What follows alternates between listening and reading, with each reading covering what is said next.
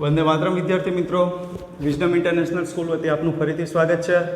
ધોરણ 11 કોમર્સ વિષય આંકડાશાસ્ત્રમાં આપણે ચેપ્ટર નંબર 2 માહિતીનું નિરૂપણ જોઈ રહ્યા હતા અને આ માહિતીના નિરૂપણ ચેપ્ટરમાં આપણે સ્વાધ્યાય 2 માં સેક્શન F સુધીના દાખલાઓ ગણ્યા હતા અને સેક્શન F માં આપણે પહેલો બીજો દાખલો ગણ્યા હતા।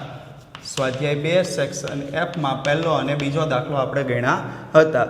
તો ત્યાંથી આપણે આગળ વાત કરીએ તો આગળ આપણે જે દાખલાઓ જોવાના છે એમાં વાત કરતા જઈએ તો આપણને શું આપ્યું છે તો કે 100 ની સાપેક્ષમાં 40 દિવસ દરમિયાન જે કંઈ પણ કામગીરી કરવામાં આવી છે એ મુજબ આપણને શું આપેલું છે તો કે કેટલી ખામીઓ રહી ગઈ છે, કેટલા ઉત્પાદનમાં ખામીઓ રહી ગઈ છે એનું આપણને શું આપેલું છે, કોષ્ટક આપેલું છે ફેરફારો। તો કે ઉત્પાદનમાં ફેરફારો દર્શાવતું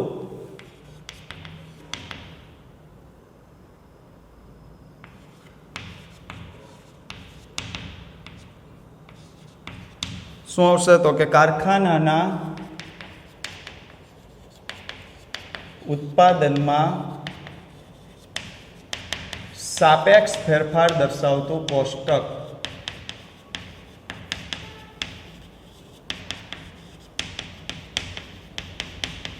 તો સાપેક્ષ ફેરફાર દર્શાવતું કોષ્ટકની વાત કરીએ તો આપણને કહ્યું છે કે મધ્ય કિંમત 3 હોય। હવે એક વર્ગ આપણે લેવાનો છે, એક વર્ગની મધ્ય કિંમત 3, તો એની ઉધ્વ સીમા કેટલી આવશે અને અધર સીમા કેટલી આવશે? તો ઉધ્વ સીમા માટે આપણે નક્કી કરીએ તો મધ્ય કિંમત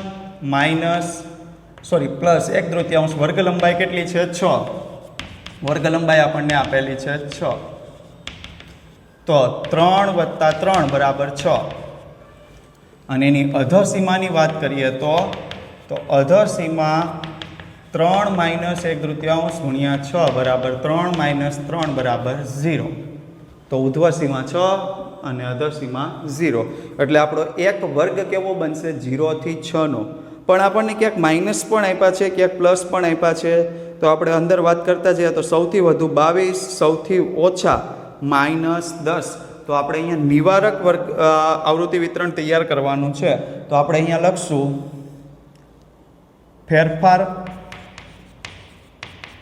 ની સંખ્યા, આવૃત્તિ ચિહ્ન અને દિવસોની સંખ્યા।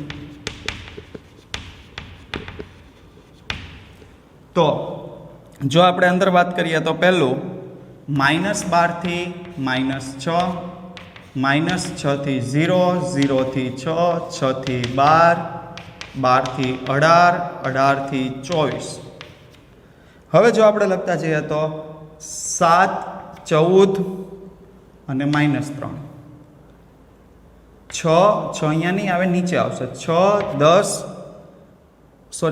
-10 છે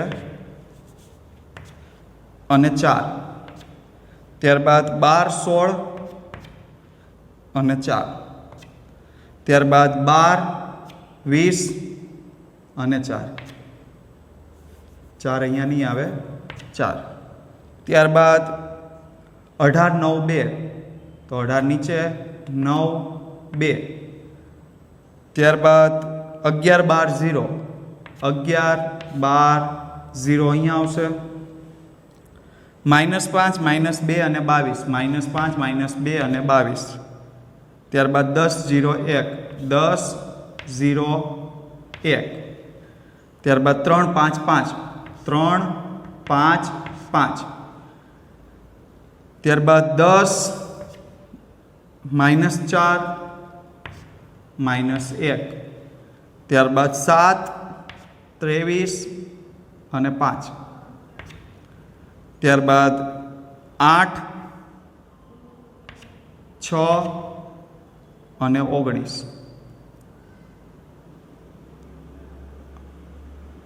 8, 6 અને 19, ત્યારબાદ 6,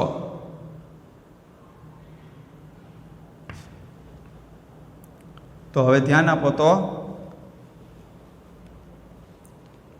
આપણું એક લાઈન બાકી રહી ગઈ છે।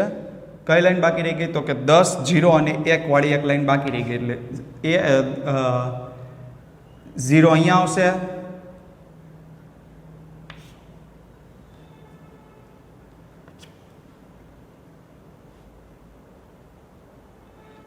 ત્યારબાદ જો આપણે ટોટલ કરીએ તો 2, 5, 12, 10, 6 અને 5. તો કુલ દિવસોની સંખ્યા કેટલી થઈ જશે? તો કે કુલ દિવસોની સંખ્યા આપણે ગણશું એટલે 2 ને 5 7, 7 ને 12 19, 19 ને 10 29 ને 6 35 ને 5 40 કુલ. તો અહીંયા પહેલાં તો 2 પ્રકારના આવૃત્તિ વિતરણ કીધા છે. પહેલું શું કહ્યું છે? તો કે ઉધ્વ સીમાથી ઓછા, ઉધ્વ સીમા બિંદુથી ઓછા અને સંચયી આવૃત્તિ અધ સીમા બિંદુથી વધુ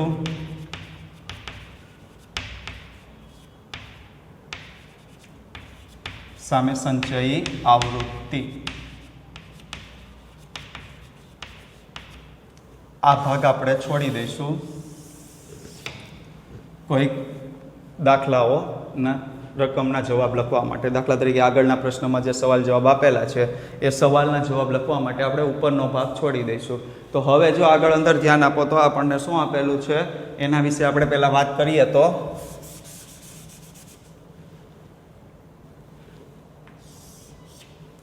તો ઉધ્વ સીમા બિંદુથી ઓછા, તો કે અહીંયા ઉધ્વ સીમા બિંદુ -6, પણ આપણે એક ઉપરનું લેવું પડશે એટલે -12, -6, 0, 6, 12, 18 અને 24.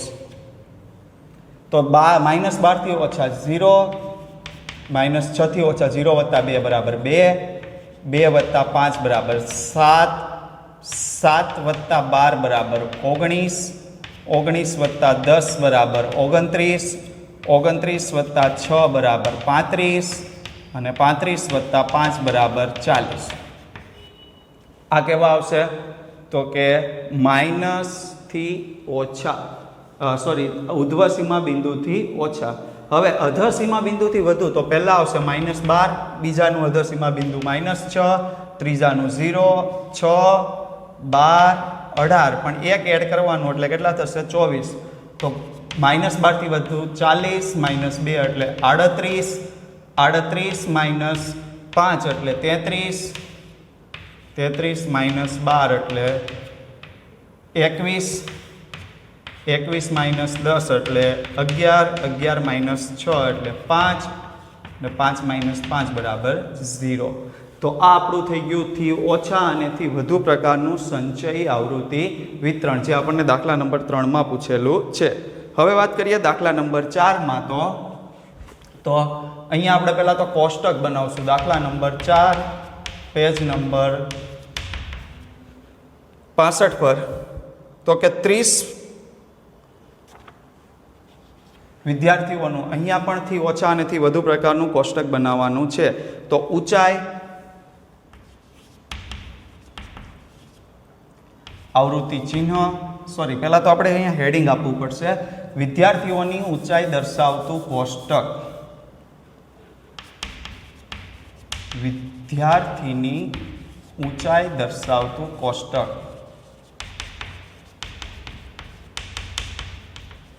તો અહીંયા પહેલું જ આવશે ઊંચાઈ. ત્યારબાદ શું આવશે? તો કે ઊંચાઈ પછી આપણને આપેલું છે 6 વર્ગોમાં વિભાજિત કરવાનું છે, અનિવારક આવૃત્તિ વિતરણ લેવાનું છે અને 30 વિદ્યાર્થીઓ આપેલા છે. તો ઊંચાઈ, આવૃત્તિ ચિહ્ન અને વિદ્યાર્થીની સંખ્યા. તો સૌપ્રથમ આપણે અહીંયા લખીએ તો જો સૌથી ઓછા કેટલા આપેલા છે? તો કે સૌથી ઓછી ઊંચાઈ આપેલી છે 141. 141 થી મારા ખ્યાલથી ઓછા કાંઈ આપેલા નથી. સૌથી ઓછી ઊંચાઈ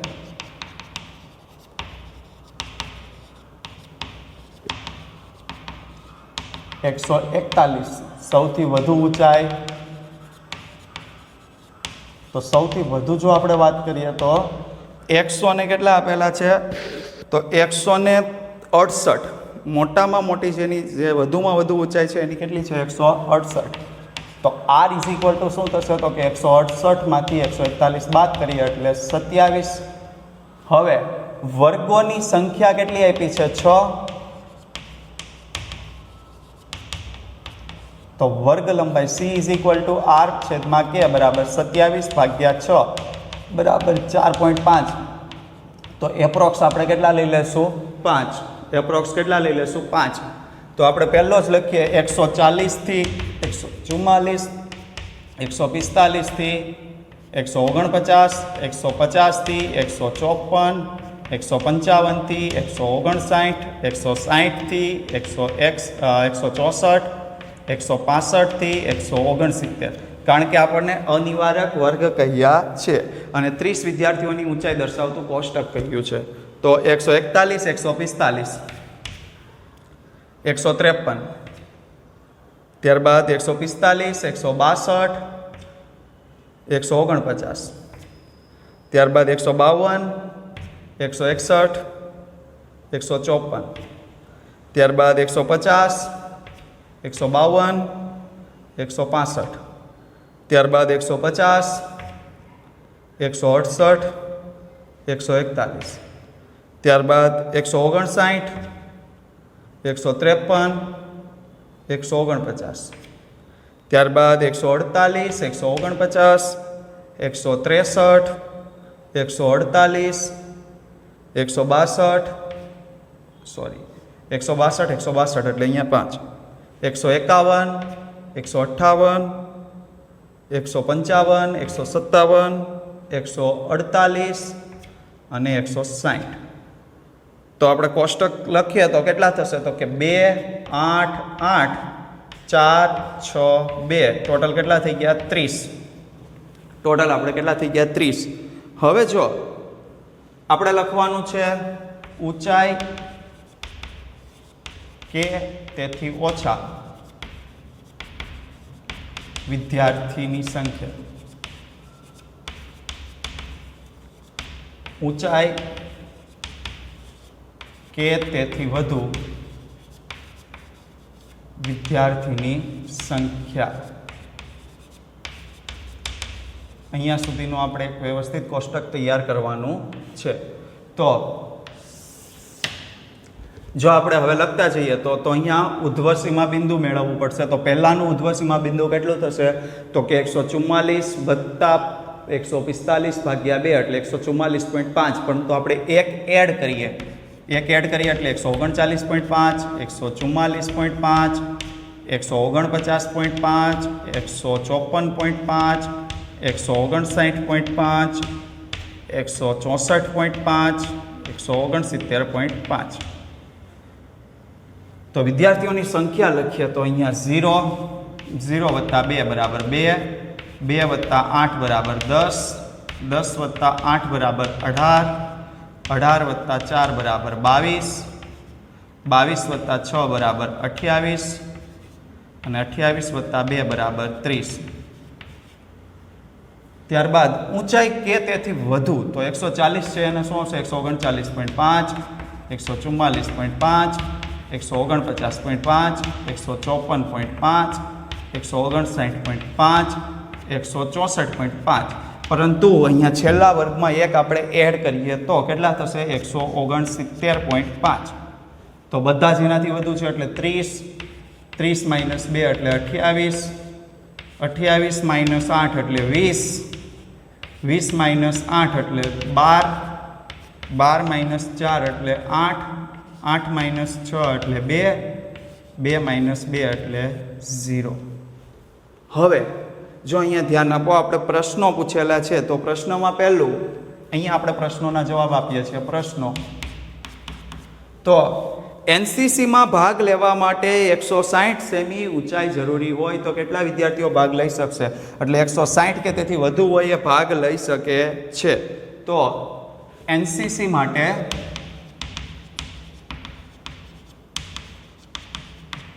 160 સેન્ટીમીટર ઊંચાઈ જરૂરી હોય તો ભાગ લેતા વિદ્યાર્થી કેટલા આવશે? તો કે 160 કે તેથી વધુ એટલે 6 વત્તા 2 બરાબર કેટલા થઈ જશે? 8 વિદ્યાર્થી એમાં ભાગ લઈ શકશે. 8 જ વિદ્યાર્થી એમાં ભાગ લઈ શકશે. આ પહેલો પ્રશ્ન. બીજો, 153 થી 163 સેમી વચ્ચેની ઊંચાઈ ધરાવતા વિદ્યાર્થીઓની સંખ્યા 153 થી 163 સેન્ટીમીટરની વચ્ચે ઊંચાઈ ધરાવતા વિદ્યાર્થીની સંખ્યા. તો જો અહીંયા એક વસ્તુ ધ્યાન આપો તો 163 થી 153, તો અહીંયા 153 ક્યાંય આપેલા નથી, પણ અહીંયા આવી શકે 150 થી 154 માં. તો 53 અને 54 એટલે 2 ની વર્ગ લંબાઈ થઈ. તો 153 54 માટે 2, કુલ વર્ગ લંબાઈ 5, અને એની આવૃત્તિ કેટલી છે તો કે 8 વત્તા 155 થી 159 એટલે એના 4 એ 4 આવશે. 160 થી 164, પણ આપણે તો 163 સુધી જોવાનું છે, એટલે 60, 161, 162 અને 163 એટલે 4 ની વર્ગ લંબાઈ લેવાની થશે છેદમાં 5. એમાં કુલ કેટલા છે તો કે 6. તો 8 ગુણ્યા 2 16, 16 ભાગ્યા 5 કરો એટલે 3.2 વત્તા 4 વત્તા 24 ભાગ્યા 5 કરો એટલે 4.8. તો ટોટલ કેટલા વિદ્યાર્થીઓ કેટલા વિદ્યાર્થીઓની ઊંચાઈ હશે તો કે 12 વિદ્યાર્થીઓ એવા હશે કે જેની ઊંચાઈ 153 થી 163 સેન્ટીમીટરની વચ્ચે હશે. ત્યારબાદ સૌથી ઓછી ઊંચાઈ ધરાવતા ત્રીજા ભાગના વિદ્યાર્થીઓની મહત્તમ ઊંચાઈ. તો અહીંયા જોઈએ તો ત્રીજા ભાગના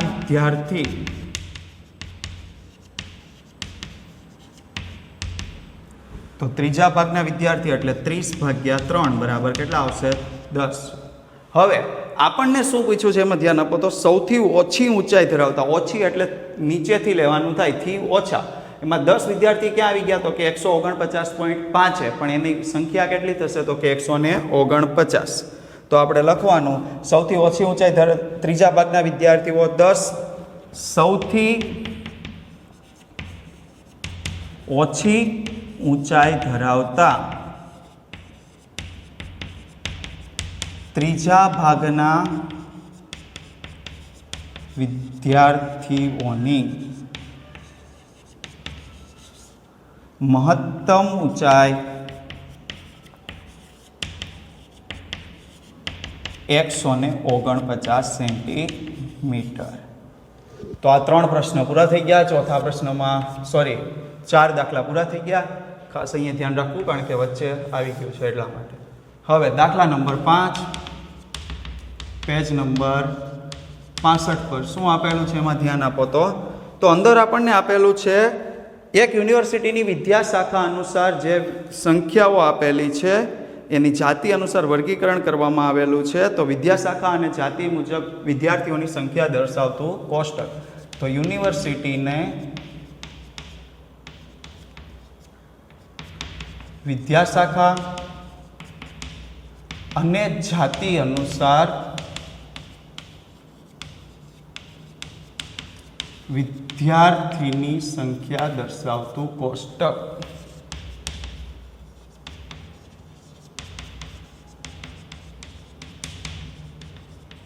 તો પહેલા તો અહીંયા લખવાનું જાતિ કેવા હતા તો કે છોકરા,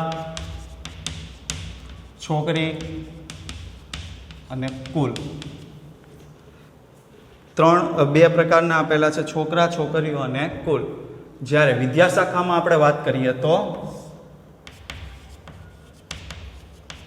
તો જેમ જેમ વિદ્યા શાખા આવતી જશે એમ આપણે શું કરતા જશું, એડ કરતા જશું. આપણે આ કોષ્ટક તૈયાર કરવાનું છે. પણ એક વસ્તુ મિત્રો અહીંયા ધ્યાન રાખવાની, દરેક વિદ્યાર્થીને ખાસ ખબર છે, કારણ કે આટલું નાનું કોષ્ટક હોય તો આટલાના 5 ગુણ મળી શકે નહીં, એટલે ગણતરી દર્શાવવી જરૂરી છે.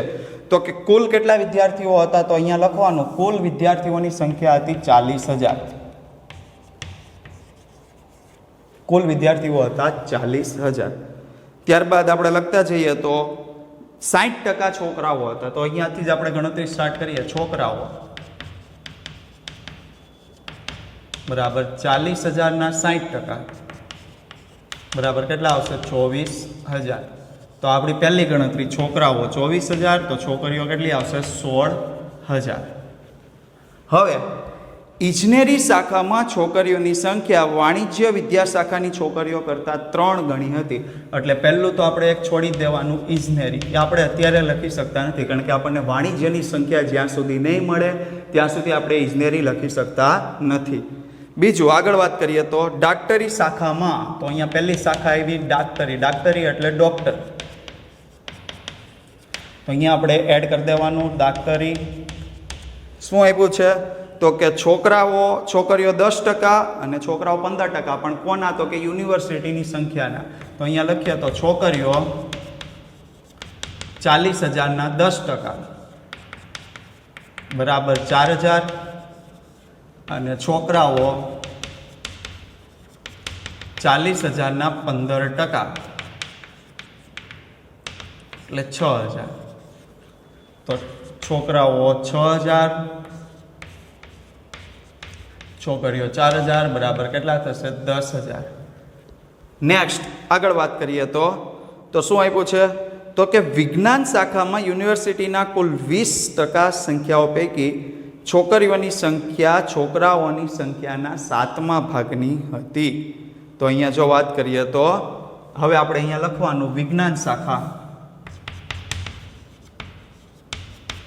વિજ્ઞાન શાખા કુલ સંખ્યા તો કે 40,000ના 20%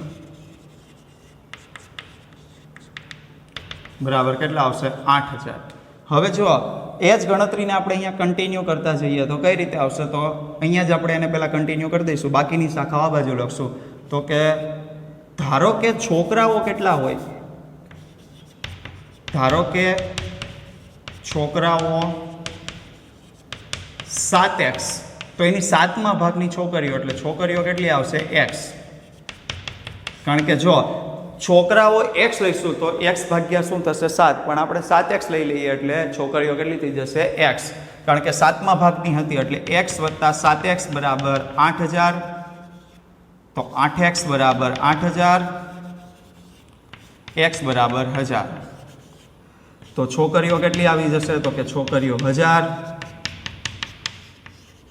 અને છોકરાઓ કેટલા આવશે? તો કે છોકરાઓ 7,000, કારણ કે 7x છે એટલે 7,000.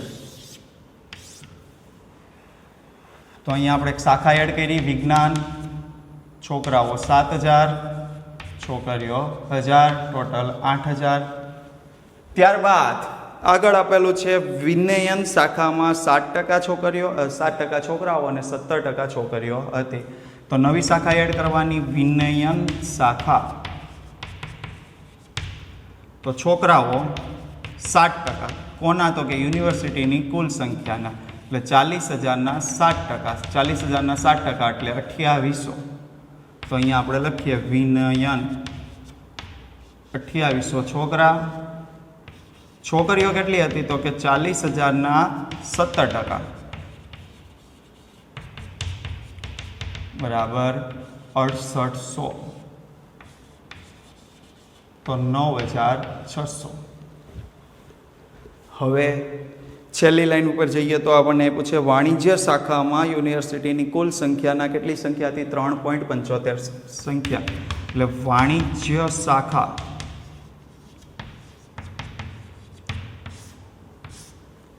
શાખાઓને આપણે હાઇલાઇટ કરીને બતાવીએ તો કુલ સંખ્યા કેટલી હતી? તો કે કુલ સંખ્યા હતી 3.75, એટલે 40,000ના 3.75% બરાબર 1,500. કુલ સંખ્યા કેટલી હતી અહીંયા? 1,500 વાણિજ્ય શાખા. અને એમાં છોકરાઓ કેટલા હતા? તો કે છોકરાઓ હતા આપણને અંદર આપ્યું છે છોકરાઓ અને છોકરીઓનું પ્રમાણ 3:7. તો 1,500ના 3 પ્રમાણમાં છોકરાઓ, કુલ પ્રમાણ 10 એટલે 450. અહીંયા 450. જ્યારે છોકરીઓ કેટલી હતી? તો છોકરીઓ 1,500નું 7 પ્રમાણ, કુલ પ્રમાણ 10 એટલે 1,050. હવે આપણને એક લાઈન આપણે છોડીને આવ્યા હતા. પહેલી જ લાઈન શું આપ્યું હતું? તો કે ઇજનેરી શાખામાં છોકરીઓની સંખ્યા વાણિજ્ય શાખાની છોકરીઓ કરતાં 3 ગણી હતી. તો નવી શાખા એડ કરીએ તો ઇજનેરી શાખા છોકરીઓ આપણને આપી છે કેટલી? તો કે વાણિજ્યની 3 ગણી એટલે 1050 ગુણ્યા 3 બરાબર 3150. તો અહીંયા આપણે 3150 લખીએ તો ટોટલ કરીએ મેળવીએ તો થઈ જવું જોઈએ. તો કે 3150 વત્તા 4000 એટલે 7150 વત્તા 1000 એટલે 8150 વત્તા 6800. 8150 વત્તા 6800 એટલે કેટલા થશે? 14950 વત્તા 1050 એટલે 16000. ત્યારબાદ આમાંથી બાદ કરતા જઈએ તો 40,000માંથી 10,000 બાદ કરીએ એટલે 30,000 માઇનસ 8,000 એટલે 22,000 માઇનસ 9,600 એટલે 12,400 માઇનસ 1,500 એટલે 10,900. તો અહીંયા કુલ કેટલા આવવા જોઈએ? 10,900 આવવા જોઈએ. શેમાં? તો કે ઇજનેરી શાખામાં. હવે છોકરાઓમાં જો બાદ કરતા જઈએ તો 24,000માંથી 6,000 બાદ કરો તો 18,000 માઇનસ 7,000 એટલે 11,000 માઇનસ 2800 એટલે 8,200 માઇનસ 450 એટલે 7,750. તો 7,750 અને આ બેયનું ટોટલ કરો એટલે 10,900 આવી જશે. તો વિદ્યાર્થી મિત્રો આપણે ચેપ્ટર 2 માહિતીનું નિરૂપણ અહીંયા પૂરું કરીએ છીએ. આવતા વિડીયો ભાગમાં નવા ચેપ્ટર સાથે મળીશું. Thank you.